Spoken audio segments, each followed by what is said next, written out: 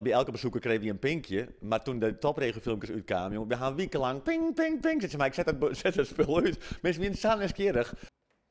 Teun en zijn partner Michael waren deelnemers in de topregio campagnevideo's. En dat hadden ze weten.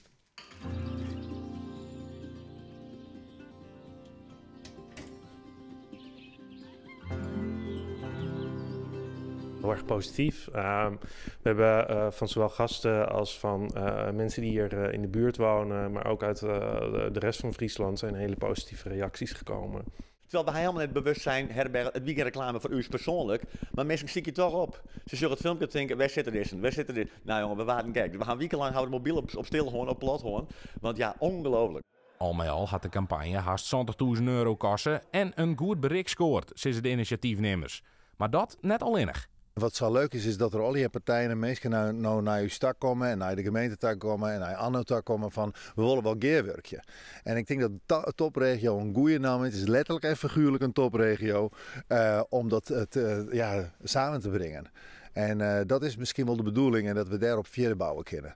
Want we binnen een topregio en dat maaien we Sjenlitten ek. Dat die ek Boukje van der Meer uit Wiens. We vinden de gemeenschap gewoon fijn, een fijne groep mensen. Maar het is ook fijn dat je hier ook wel wat ruimte hebt en dat je naar buiten kunt. Mensen die je herkennen, ze zeggen, hé, wacht even, volgens mij kennen wij elkaar of ik daar is Jeddersjoen. En ik wil heel positief over de opnames van uw dorp.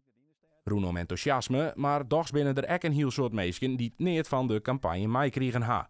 Dat moet beter, vindt ek programmadirecteur Ronald Sootsma. Waar we ook met name over nadenken is van hoe bereiken we zeg maar, de oudere generatie die wat minder op de socials zit, zoals de jeugd. Moeten we dat op een andere manier gaan doen? Moeten we misschien wel in andere vakbladen? Misschien moeten we wel met billboarding langs de weg. Dus we zijn van alles aan het bedenken om echt serieus deze campagne voor te zetten. Ja, wat voor vragen? Ja. Dat mag je net wijzen. Dat mag je net wijzen. Dat mag je net wijzen.